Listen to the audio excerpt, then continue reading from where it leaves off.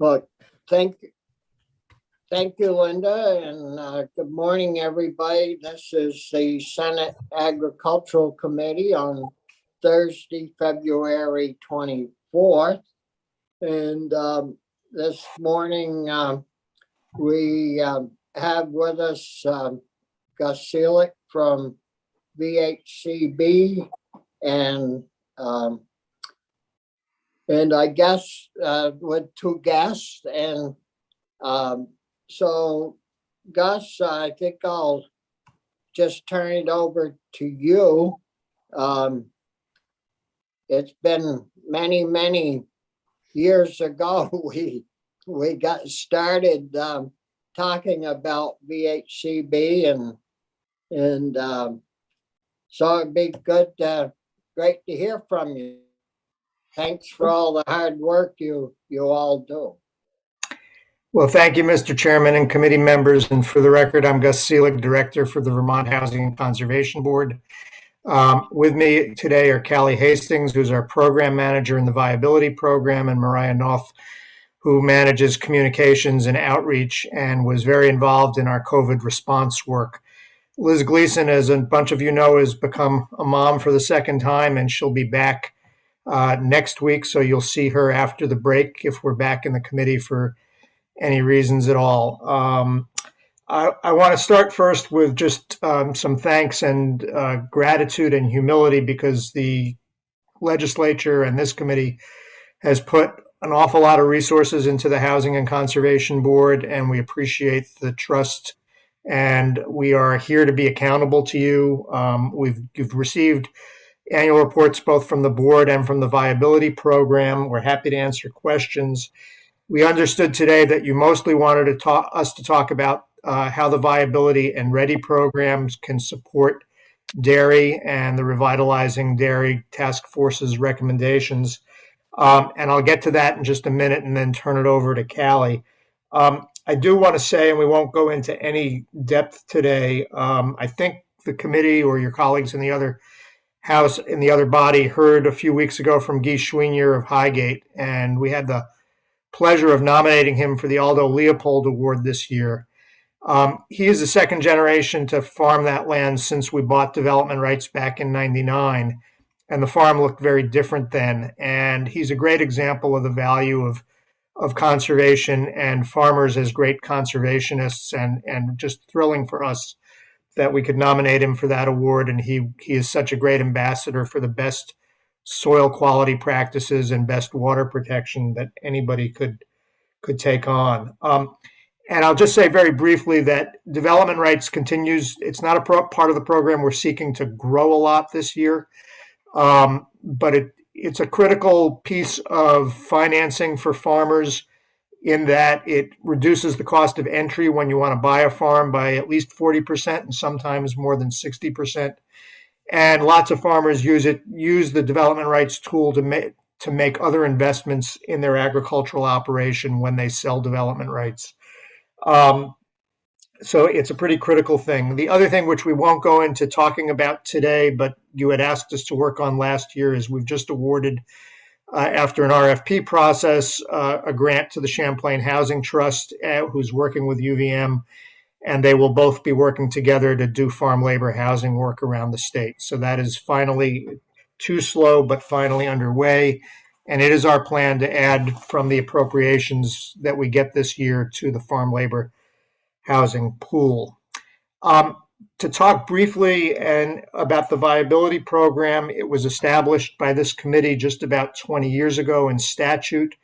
And the idea, very simply, is to provide in-depth, one-on-one business planning and technical assistance to farmers. And we've expanded now in a small way to the forestry sector over the last 5 years or so, and a lot of succession planning. And the idea is that every business person is different, every operation is different, their needs, their technical needs, their business needs are all different, and really trying to give them great business advice, business advisors, so they can figure out the best future for themselves and their families. And it's been used by farmers of all sizes. The Viability Program has grown over the years, and we're now administering a water quality grant program that's funded through the Capital Bill. And you established in statute about 5 years ago the READY program. And again, we'll get into more detail, but that's been a phenomenal success in helping small communities and businesses in small communities get grants from a variety of sources. And this year, we helped 8 different operations obtain value-added producer grants from USDA.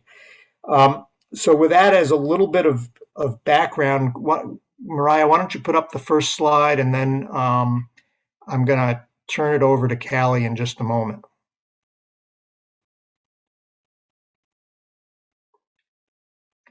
So we're just starting here, and this is a farm that received one of the water quality grants that we got. It's in Brookfield, and this structure was built to help contain manure and keep it out of the White River. We right now have $600,000 available and $1 million of applications that we're reviewing. So this is a key way that we are supporting agriculture as it complies with the water quality legislation that you passed last year. And with that, Callie, I'm going to hand it over to you to go through the next couple slides, and then Mariah will take off and I'll finish up. Thank you, Gus. Good morning, everybody. My name is Callie Hastings. I'm the program manager for the Farm and Forest Viability Program. So nice to see everybody today. And before kind of launching into things, I just wanted to just take a moment and say, before coming into this position last spring, I was, and I still am, part of a small farm and food business with my family in Brookfield, Vermont, and have been for about 16 years. And we participated in this program like 12 years ago, I think, at this point, and it was totally business and life-changing. So for me, there's a very personal connection to what we do, and I'm really happy to be in a position now where I can help share it with others. And also, I've realized since coming into this position, it's been amazing to just be out on the dirt roads, driving around, whether it's in my hometown of Brookfield or Northeast Kingdom or Southern Vermont, and just look around and be like, wow, we worked with that farm. And then turn the corner and wow, we worked with them too. And just like everywhere I look, I'm like, oh, we're like connected to them. And somehow we were involved in their business and where they are today. And I think for me, there's nothing more satisfying than literally seeing animals out on pasture, farm stores, farmers out in the fields that I know we've been a part of working with. So I just think this program is amazing. And thank you everybody who's in this room for making it all happen. In terms of the program itself, we've been doing it for about 19 years of this kind of one-on-one in-depth advising. And we've worked with 850 plus farms, and then another 320 in this next cycle we'll work with. And interestingly enough, in terms of transfer and succession, that's about a third of our clients. So there really is the need out there, and we have the service providers and the business advisors with those skill sets to help assist in that. It's quite complicated and can be quite lengthy. And we have enough advisors who have the skills at this point who can really dig into that planning with farms and help them with those big choices about what they're going to do with their land and their business going forward. In addition, as Gus mentioned, we do the water quality grants, and I just wanted to mention how many dairy farmers do receive water quality grants. It's a big portion of that. So we work with dairy farmers in that context. And then in general, for our overall clients for every year, we're about 40% of our work is with dairy farmers. So it's really a huge part of what we do. In the program, we see the farmers come out with much more significant financial skills.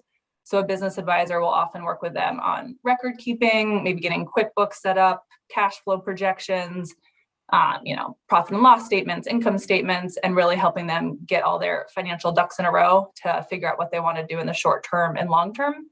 And then a part of that too is, creating a business plan allows these farmers access to way more resources. It's usually necessary for any of the grants they're applying to or to get a loan. So we see that a lot of farmers then gain access to all these loans and grants that are out there. Last year, we saw that to the tune of 1.5 million farmers getting access to loans and grants. So that's pretty significant. Our service providers are very on top of resources. They know all about working lands. They know about value-added producer grants. They were integral in the COVID response in terms of knowing those resources were out there and helping folks get that. So that's a huge part of what we do, is connecting people with resources. And then just bigger picture, we're working with people to do large or small investments over time as they grow, and then overall strategic planning. And we see the results. Last year, 71% of the clients that we worked with, they had increased gross sales, which is great. And their net income, really importantly, went up on average about $56,000. So that is excellent. I wanted to mention, I think something that's really unique about our program is our ability to mobilize in emergencies. So you saw that happen during COVID. Our program helped more than 550 businesses, which is wild. Farm and food businesses were going through all sorts of COVID impacts, from huge growth to losing markets overnight. So there was a lot of support that came from our partner organizations and from us to help them navigate that. As you know, there's still tons of impacts that are happening on farms related to COVID, so we're continuing to assist in that. The other more recent one I'm thinking about is the Horizon news that came out this fall, Danone Horizon terminating contracts with the producers. And when that happened, basically we said, we want to be there. What are we going to do? We got a team together. We got involved in the Horizon task force. And then we created a small team with our farm viability partners to basically get on the phone, call every single farm up and say, here's who we are, here's what we do. How can we support you? Whether it's making sure you just get timely updates as soon as we know things, or examples that we were involved in were grass-fed assessments, cost of production to see if anyone was going to go back conventional, would they be able to do that? Some folks were interested in diversifying, so helping them do an enterprise analysis. If they were to change to beef or sugaring, like could they make that work? And then some of them have actually fully enrolled in the 2-year business planning, which is phenomenal. They're really thinking about it in the long term.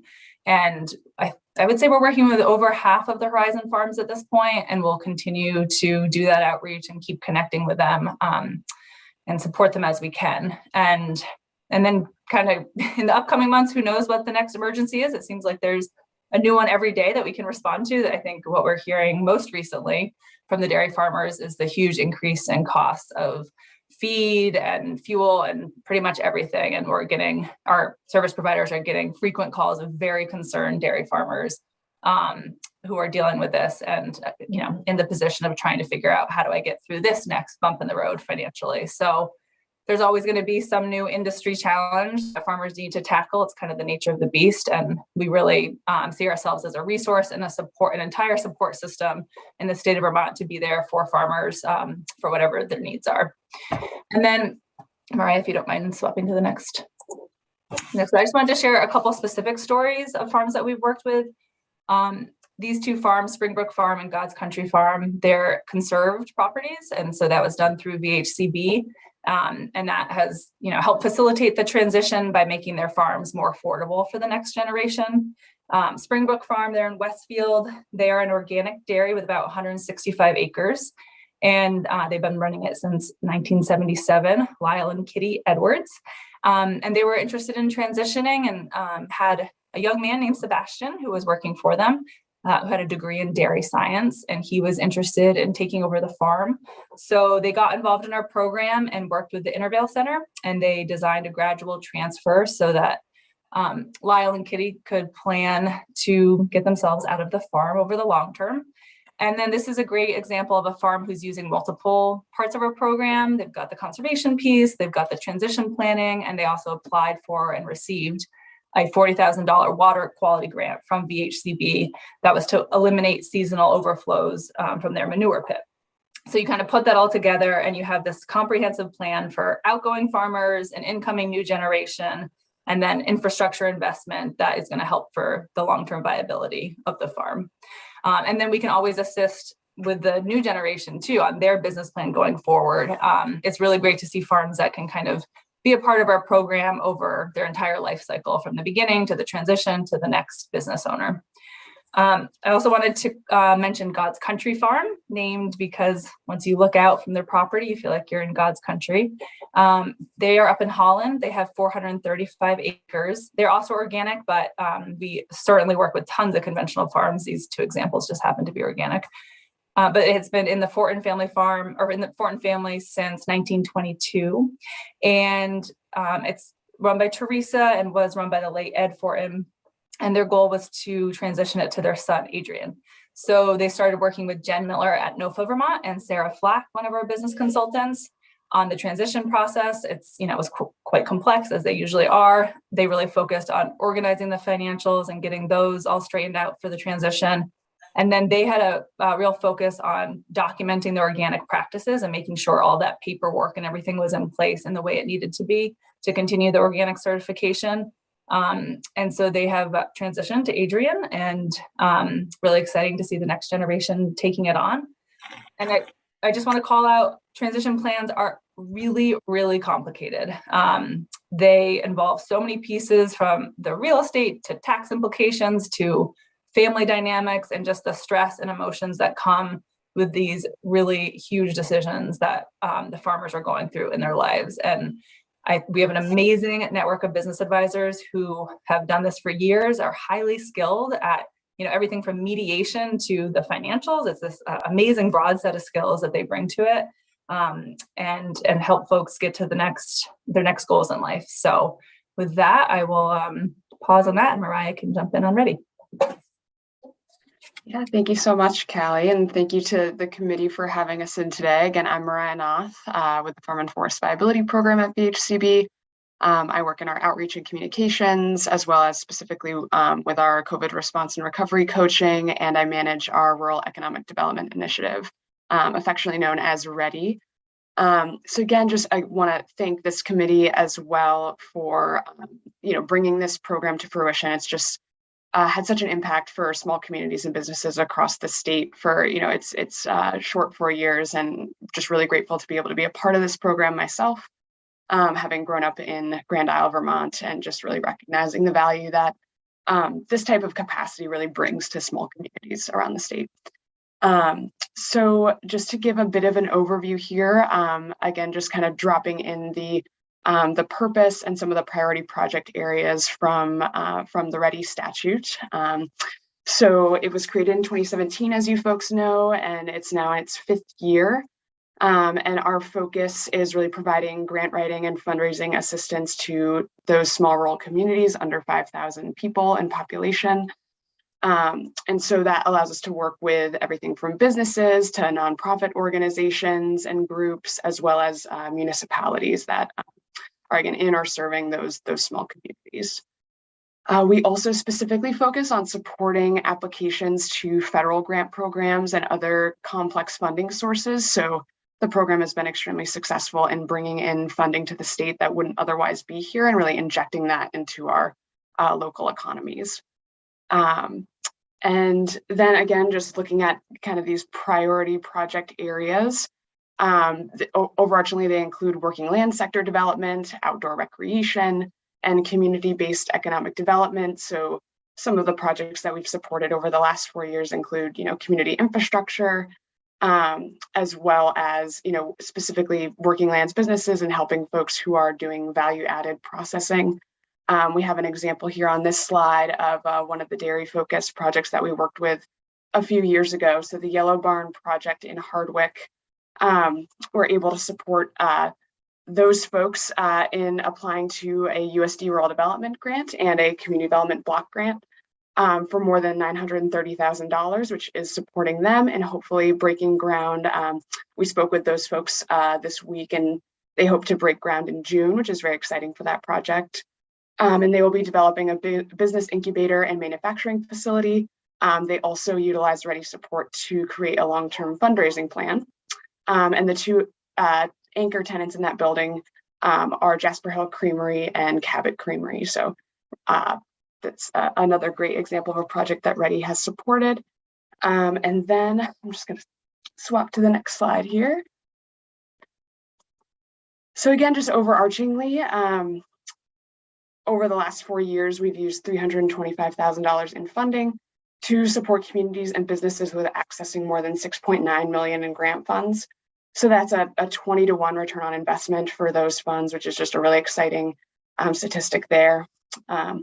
In total, 18 of the 40 successful projects that we've supported over that time have been focused in the working land sector. And so grants in that area that we've brought in have totaled nearly $3.6 million.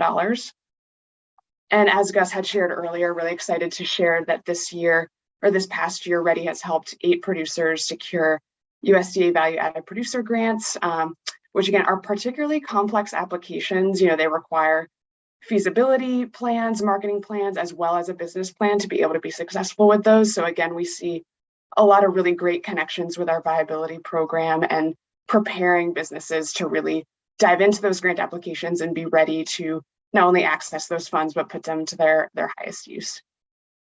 And this past year, those 8 producers brought in $1.5 million in value-added producer grants, which we're really excited about, those funds entering our local economies as well. And then just wanted to share a couple story examples here of some other producers that we've supported over the years. This first one here is Sweet Rowan Farmstead, which is a dairy and creamery in the Northeast Kingdom, run by Paul Lisai, who has a focus on water quality as well as grass-based agriculture, and really dove into the value-added dairy side of their work. And so they were able, with Ready support and working with a consultant, they were able to secure a $114,000 value-added producer grant to invest in their new bottled milk, cheese, and yogurt lines and be able to access new markets within the state, as well as larger metro area markets in Massachusetts and New York. And then the second farm here is Kingdom Creamery of Vermont in East Hardwick. And so the Michaud family has, for 3 generations, produced really high quality milk in the Northeast Kingdom. And it was actually back in 2011 that they diversified, using their raw milk to produce premium ice cream and yogurt products. And then actually they were one of the winners this past year, and they were supported with applying to and successfully receiving a $250,000 value-added producer grant that will enable them to expand their processing capacity and meet the demand that they were seeing from national ice cream retailers. And so I'll toss it back over to Callie here for the first half of this slide, and then I'll pick back up. Thanks, Mariah. So yeah, I wanted to just give kind of a snapshot of the viability program in time and space currently.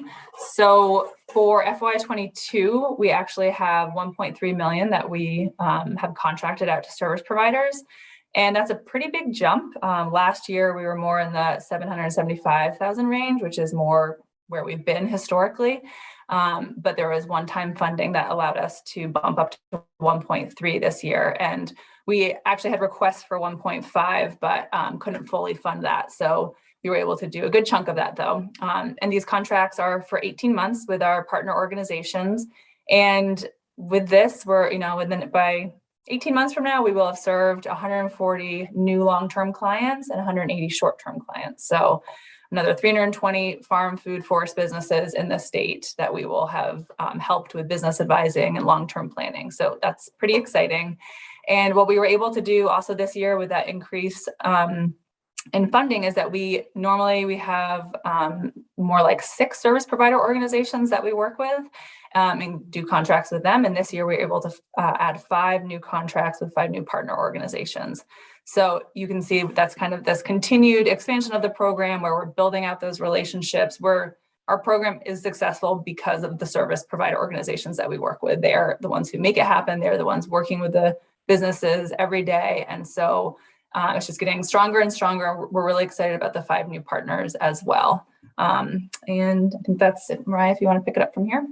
Yeah, great. Thanks, Callie. So yeah, and similarly looking at, this is just kind of an outlook for the Ready program, looking forward to FY22. But just want to remind folks that historically Ready has been at a $75,000 annual allocation.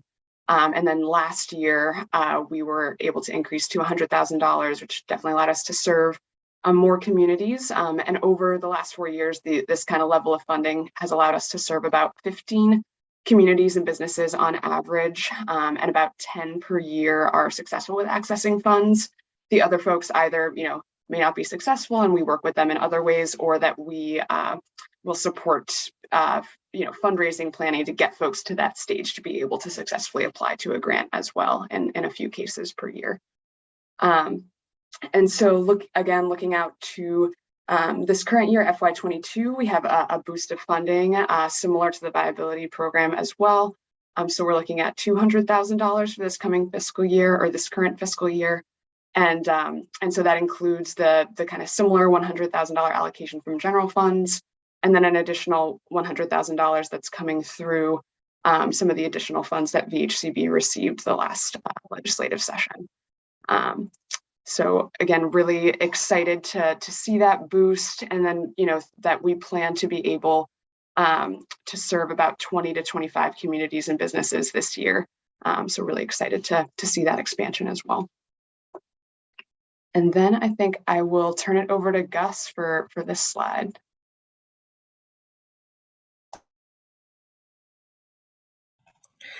So I think this is where Senator Starr is going to hear from me twice in a day, and I hope I won't try your patience. But last year, the legislature gave us a significant amount of one-time funding and said we could spend some of it on our conservation mission, which we certainly think the viability program is a big part of that, and the READY program. And we increased funding on a one-time basis over 2 years for that. But we're not going to be able to sustain that unless we can grow our base funding. And I'll talk about that in the next slide.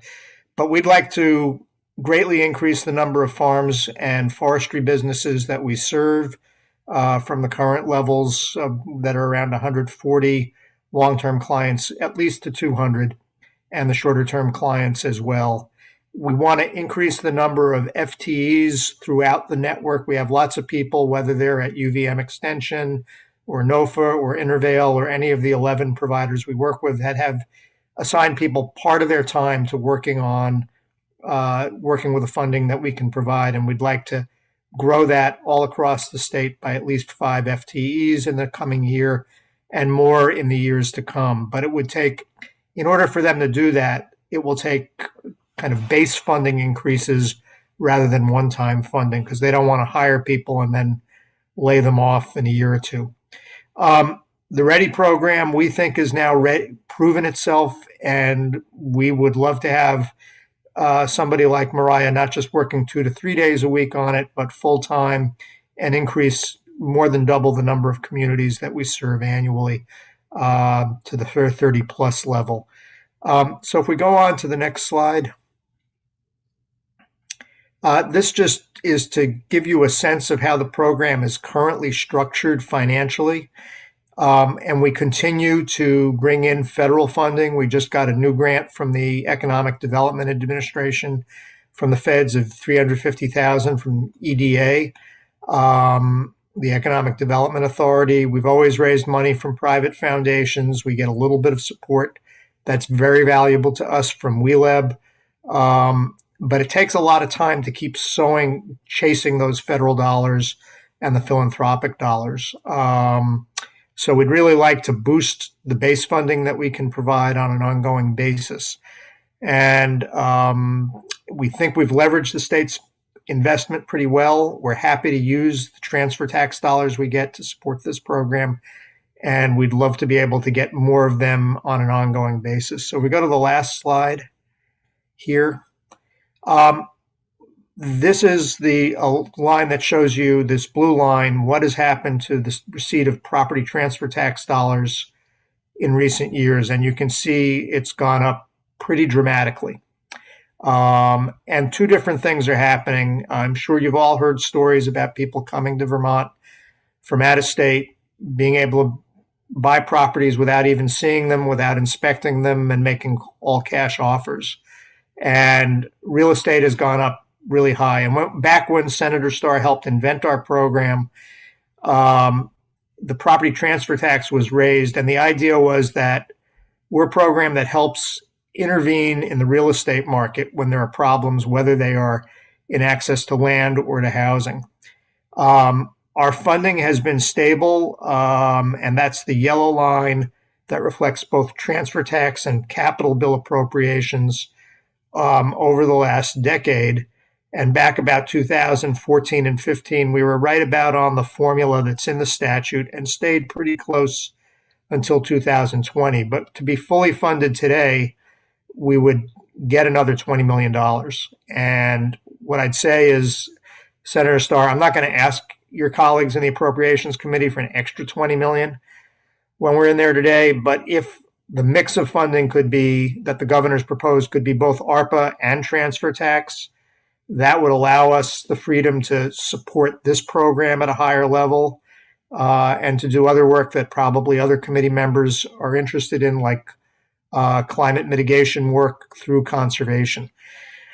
So that's our goal, is to have that conversation with your colleagues in the other room later today, and any support you can give would allow us, we think, to make the kind of investments we just suggested in the Viability and Ready program, and would allow us to better support dairy and other parts of the ag industry.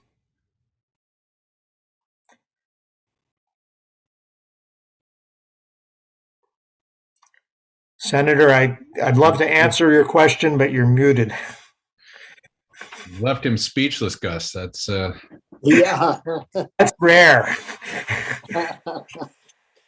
Some of my colleagues like it when I leave it on mute. But anyway, other comments, Gus, or can we? I think we're ready for your questions and discussion with you. Yeah, well, again, thanks for all your hard, positive work. It's too bad every program that we start in the state couldn't be as successful as the ones that we've passed on to you over the years. But the Farm Viability Program, it really, last year with the federal funds, we learned that a lot of our farms with their paperwork were having really severe problems qualifying for any of the federal grants. And I know you folks stepped up and helped a lot of them come into compliance with their bookkeeping and all that. So I think it really made a big difference to a lot of those farmers that were living so-called out of their checkbook and not really keeping track of things the way they should. Did you get a big influx of calls in regards to that, Gus? Well, we did, and I'll let Mariah talk about that because she was on point, but we worked with 550 different businesses in response to the need that came from the pandemic. I think about a third of it was people who were pivoting their businesses, and I think about 2/3, but Mariah will correct me, were people who were trying to get through the federal paperwork to qualify for relief aid. But Mariah, you actually worked with these folks, so I'm sure you have a few stories you can tell about that. Yeah, absolutely. And I would say, yeah, the stats were about a little over 80% of folks that we worked with in that 550 total were seeking our support with accessing those relief grants, both state, federal, and beyond. So definitely received a lot of calls from folks who were trying to figure out, what information was needed and how they would put it together. And so at one point we were managing about 9 additional consultants, and our service providers were also pitching in and working with, many folks that were on their current rosters, as well as, reaching back out to folks who they'd, worked with previously over the years. So again, I think, having the ability to navigate these kind of emerging urgent situations is really key, and to staff up for that. But also we were seeing that over the years, the Viability Network has really built these connections with folks, and having those stable relationships with a business advisor over the years to call on, whether it was in an emergency case like this, or whether, a question about, a production technique down the line. We see our service providers interacting with folks, years and years after that, they do our 2-year viability program. So I think that showed a lot of great success there. But definitely, yes, we saw folks navigating the paperwork, getting their financials in order for the last few years, also seeing a lot of folks who hadn't done their taxes yet and not being eligible for grants without those tax returns complete. So definitely huge influx of folks getting connected with those resources and getting those financials up to date. Yeah. Are there questions from Brian, Senator Collmore? Thank you, Mr. Chair. And Kelly and Mariah and Gus, welcome in. It's great to see you folks. I'm looking at the graph that Gus had with the appropriation. And you're right, there was a huge influx of property tax transfer, I guess at the beginning of the pandemic, late 19 and early 20. And then it sort of leveled off. And I'm wondering, although you're kind of predicting, and I realize a lot of this is just sort of conjecture, but you're looking at a little bit of an uptick in 2023. But I'm wondering, it kind of has leveled off over the last couple years, whether that's a factor of, kind of the availability of housing stock. It's constrained to the point where I don't know whether every house that could be sold has been sold, kind of thing. But I liken it to the availability of automobiles. The car dealers could sell a lot more cars if they could get them, but they're constrained with the supply and the supply chain problems and all of that sort of stuff. So is that what you're seeing here in terms of the leveling off at some point with the property tax transfer revenues? It could be that. I'm not an economist. What I can tell you is that Mr. Cavett, who's your economist for the legislature, says that while he thinks that the level of revenue from that source is going to stay stable the next several years, that we're not headed for a big dip in the next few years. What we've seen historically, and I've been at this quite a while, I'm afraid, is that Vermont never booms as big as other places, but we also don't bust as big. So there may be a leveling off. There might be a small dip as there was back in 2008, but I don't expect there'll be a big dip in that revenue source. I do think you're right that there are supply constraints. We're seeing two different kinds of things in markets that are high end, like Stowe or Norwich. People and flocking to those communities. There's from out of state, but we're also seeing in towns like Barre and Ferrisburgh, which were much lower in terms of the cost of entry into the home ownership market. They've jumped up higher than other places. So the cost of entry into the market is significantly higher than it once was.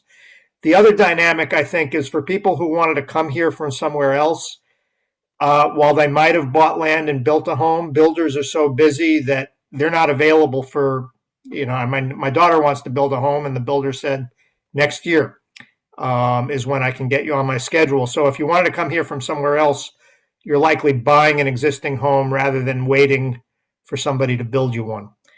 So all those things, I think, have added to the upward pressure in our real estate market. Thanks, Gus. Yep. Yeah. And talking about the READY program, I don't know if Brian, I think, was you on the committee when we put that together? I don't know whether I was or not. I came in 15, so maybe. But anyways, what we, as a committee, we were hearing, well, there's money left on the table. Yeah. Why is there money being left on the table? And I think it came from Ted Brady, maybe, who was working with the feds, and he said, it's crazy to leave that money on the table.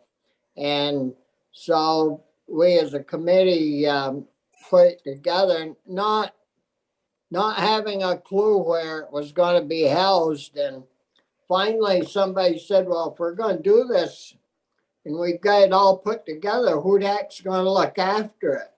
And I think I said, well, the only place I'd like to see it go is over to VHCB, because I think they'll probably tend to it and get some of that money off the table. And golly, it's grown way better than I imagined, and probably better than Gus even imagined in the beginning. But so we generated, is it 6.9 million so far in Yep. grants, and that would have never come to Vermont if Right. we weren't chasing it. And so I guess my question is, are we still leaving money on the table, or is there more to get if we funded that program or had extra people chasing the grants? Well, I think the program does two different things. And one is it brings money in that's sitting out there that we have to compete for. The other thing it's doing is giving access to communities that don't have the capacity to go after the dollars, even if they are there. So an example of that might be the old school in Bridgewater. And I was on a bus ride with a bunch of members from the other body, and Jim Harrison said to me, you know, people in my community want to restore the old school, put in a daycare, have other kinds of activities there. Can you help? And that's an example of a group that, a town that might not have had the capacity to even go after dollars without our help, you know. And, you know, we focused today's presentation because you were talking about how to revitalize dairy, but the old Scrabble factory in Fairfield is now, you know, been turned into maple production and given great life. So I think that there's still room for the program to grow, you know, whether, I don't think we yet have our hands around all the dollars that are coming to Vermont through the infrastructure package that did pass Congress. You know, I think most people are not optimistic now about a super big infrastructure package coming in addition, but perhaps a smaller one will come. And I think there will be other dollars through USDA that we want to make sure we maximize the access. And, you know, if our return on investment was only 5-1 instead of 20-1, we'd still think we were doing pretty well. So I can't promise you the same level of return, but I do think that trying to spend another couple $100,000 a year on this program and seeing what happens would not be a bad thing to try. And again, you know, the network that we've built on the viability side of advisors, some of whom work for organizations like Extension and NOFA and the Interville, but some are private consultants. The more people who are out there ready to help people, I think the better off the whole industry will be. Yeah. Thank you, Gus. Yeah, we went over to Approach a week or two ago, and we had a deal going with them where it was a 10-1 return, and appropriations jumped on that, you know, big time. And 20-1 is kind of a no-brainer. But anyways, Chris has a question. Yeah, this is heartening, and what is great. I mean, the money is straightforward and easy to quantify, but more encouraging to me is just the potential impact to not just the results, but to give Vermonters a way of going, what if we could do this? And then, you know, carrying some of them out. You know, we're frankly seeing across rural parts of this country a depression, right, of spirit. So I think this is a tonic to that. My question has to do with sort of how the funding's structured, and maybe I should know this, but I believe the legislature appropriates money and you hire people, and then folks are deployed and find projects and help communities, right? My question is, in terms of trying to increase funding and with an eye on sustainability, have we ever considered just kind of a no risk situation where we would fund this with a small percentage of any grants that did come in?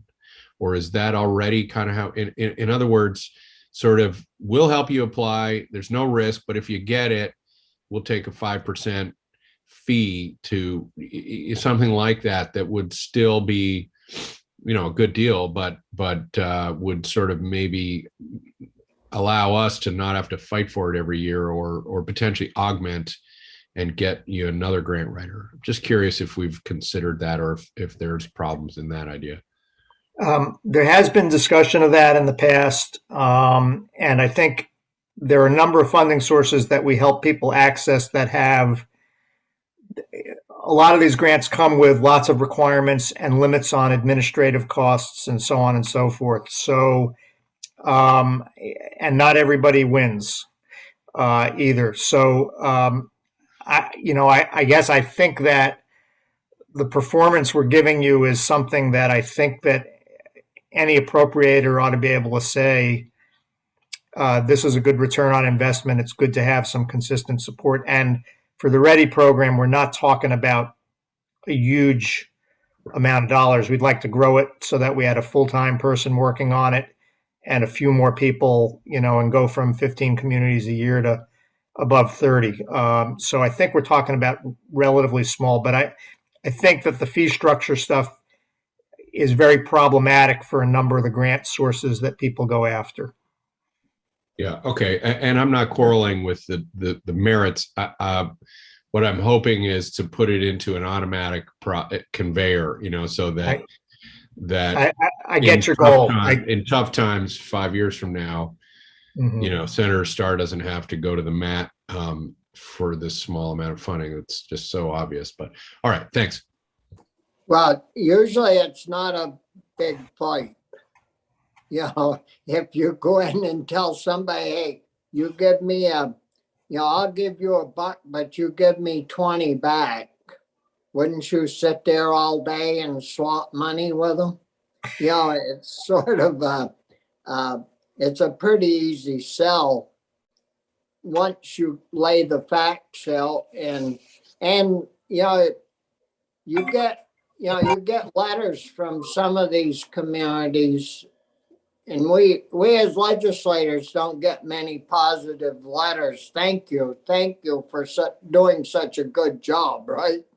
But some of these people that have gone through the process and have received these grants will write you a letter occasionally and say, if it hadn't have been for the READY program, this would have happened, and thank you very much. So there is people do the small communities, like Gus was saying, about the one that wanted to convert the old schoolhouse. Those folks are, the little towns are kind of hanging out there by their fingernails without a professional crew, even a town manager or anybody like that can help them. So that's worked pretty well. Are there other questions? I guess I would just suggest we also turn it and look at one of the numbers Callie showed you in the viability slides, which was $56,000 increase in people's net incomes last year. And I would just say that is also generating a pretty significant return. And I can't tell you that next year it'll be that high, but I think that just speaks to the power of people really having business advice and business support that is tailored to their individual needs and is also a great return on investment. I think our average engagement, and Callie, correct me, why don't you just speak to what the average cost of a business plan is? Yeah, it's usually somewhere in the $8,000 range. And then transfer plans are a bit more expensive. They tend to be more like 10 to 12,000. They're just more complicated and they can go on for longer periods of time. But I would say you're still getting a good return on investment if we can enhance the investment in supporting those entrepreneurs, whether they're staying in dairy, pivoting to other markets, whatever it is they're going to do. Like the young guy that is working with the Edwards family to take that farm over, was there any grant money involved there, or was it mainly advice and direction, or?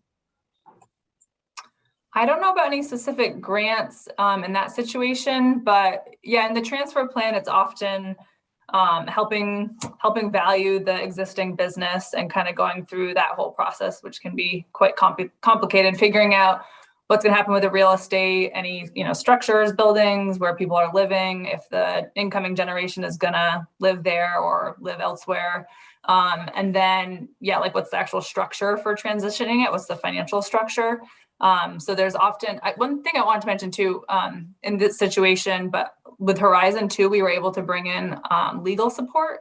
So when Horizon Farmers were looking at contracts and trying to figure out what to do, we have like little chunks of funds that we can bring in to do small amounts of legal counsel, which can be really helpful. But in a transfer, that's often something that gets pulled in. And then it really helps the next generation also figure out what is their business plan for how they're going to manage it going forward. So those are some of the key components that usually are part of the transfer process. Yeah. Now, of course, the Horizon deal has not been fixed yet. I was wondering, say if we felt that the best way to deal with that outfit or those farmers was to have an organic bottling facility set up, or organic cheese manufacturing facility set up. Do you think there are any grants or provisions where we could get money out there from some place to help a group of people or a few individuals from building a processing facility to handle that milk? So I know that's something that was explored by the task force and kind of a subset of the task force who is putting recommendations out to the USDA for larger infrastructure investments, because there is a big gap around processing in Vermont. So there's some work being done around that there. I can't tell you all the details, but Laura Ginsburg at the Dairy Business Innovation Center was very involved in that.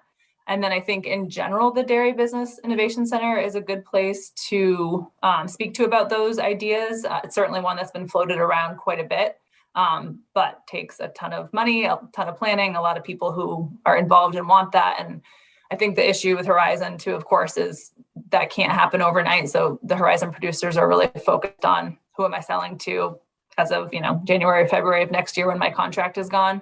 And they want that stable, place to sell their milk. So I think, yes, that's an idea that's there and being floated, but I haven't seen anything come together on that yet. Diane Bothfield would be great to speak to about that as well. Well, sometimes the talking has to stop and the acting has to begin. I think they only have until this fall this coming fall to get off the dime. But anyways, we'll have Laura and Diane in one of these days to chat with them in regards to that, because what we found this summer on the other task force, that we used to export about 85% of all of our milk to southern New England. And now, over the last 20 years, we retain, it's gotten to the point somewhere between 68% of our milk stays home and is manufactured here into other products, such as cheese and like Cabot has testified that they can't make enough Cabot cheese to fill the market. I mean, they're selling out of their Cabot cheddar, and they really need to do some expansion right, well, they'd like to do it in Cabot, but they said if with no housing and without redoing and modernizing and mechanizing their cut and wrap and facilities, they they even talked about moving out of state to do this in some other state. And that if you've got a proven product that, I mean, why not invest in where they can produce more? And it's kind of crazy not to promote something like that if there's a way to do it. And I think, Gus, you talked to them in regards to housing, maybe?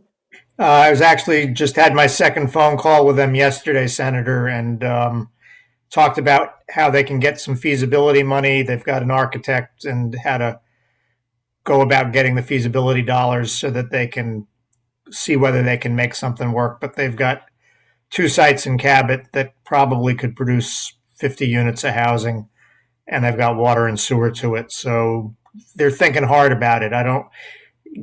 And we'll work with them to try to see what can be done. Yeah. Did they talk at all about, probably not, I don't know if they did. Did they talk at all with you about modernizing their cut and wrap, or is that with ACCD or? I think that would probably be with ACCD, not us, that they'd have those discussions. But I know that they're short of labor both there and at their plant in Middlebury. And we were actually in a discussion with the chair of the Middlebury Select Board and the local bank probably 3 weeks ago now about whether the college is ready to provide some land for housing over in Middlebury, because they have some land that they don't need for other purposes. So we're involved in that discussion as well. Well, that's good news that you're on to it at least. And are there other questions from committee members? Well, I got a pretty quiet group. Brian, did you? Yeah, just not a question, Bobby. I just wanted to join Senator Pearson. I think our whole committee's in full support of all the activity that VHCB does. I just going back to what Gus was talking about, if I'm a business, and I think Callie said it was about $8,000 to get a business plan put together and kind of help somebody further along. Well, if you could get that and then in return get $56,000 is the average increase in terms of the way your business, that seems to me to be about a 7-to-1 deal there. And I don't know any business that wouldn't sit in the room all day long and do that. If you could continue to do that, it just it makes so much sense. So appreciate all your work. Thank you. Yeah. Anything else? I don't think I have anything now, but I'll have to think about getting ready for you in appropriations, Gus. Okay. Well, I'll look forward to seeing you this afternoon, Senator. Yeah, well, thank you folks for all you do and your good work. It certainly appreciated, and keep up the good work, and we'll try to get you some more money down the hallway. Okay. Thank you very much, and have a good morning, everyone. Yeah, Thank Call on you. us whenever you have a constituent who you think we can be helpful to. yeah, very good. Okay. Take care. Bye. Right. So we have the conservation districts coming in at 10:30. They, I don't know if we talked about it in committee or not, but they want to get a bunch more funding. And the ag, they get some money out of the ag agency, but they're like the stepchild of that crew, the half brother or sister. They don't really get used very well. And this, I hope they'll talk to us about their request, and they asked for that, I believe, in the budget, but it didn't get approved. So when we get them in, we need to find out exactly what they're going to use the money for and what the return is on their projected investments, to helping for water quality and all those things. And I think there's, I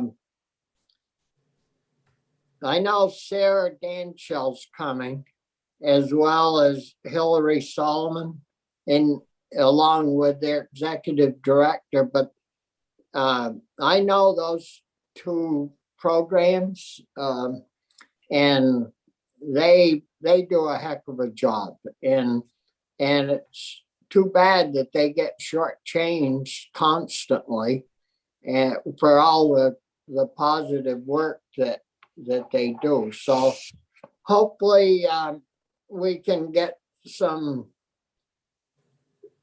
good information to help appropriations increase their budget by a small amount.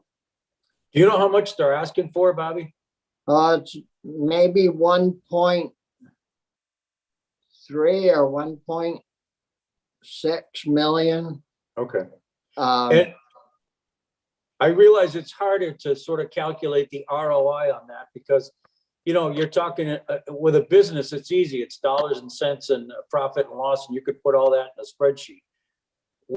When you talk about the conservation districts, it's about improving things on the land, and it doesn't, I don't know how you put a dollar amount on that, but I can tell you from knowing Hillary since I've been up here, when somebody from a conservation district goes to a farm, the farmer's happy to see them because they work well together. And I don't know how you put a number on that either, but some of the projects that they've been doing down in the Meadowy district are really, really good. And I agree with you. I think we need to sort of urge our colleagues down the hall to at least look at some increased funding for them.